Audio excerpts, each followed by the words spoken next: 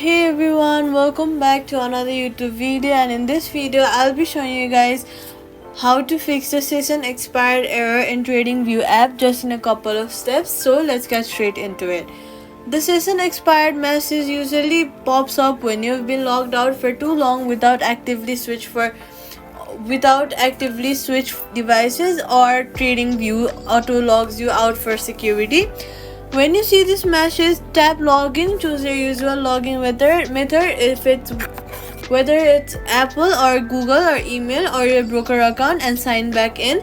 Most of this instantly restores your session and your chart. Next, clear cache and update the app. If the error keeps repeating, clear the app's cache fully by going to settings, search for iPhone storage, scroll down, look for your TradingView's app option, and then click offload app. This will free up storage used by the app, but it keeps its documents and data. Reinstalling the app will place back your data if the app is still available for download. Next, what you're gonna do is update your app. Go to the app store, search for TradingView's app, and then see if there's an update button available. Sometimes errors like season expired happen because you are using the outdated version of the app.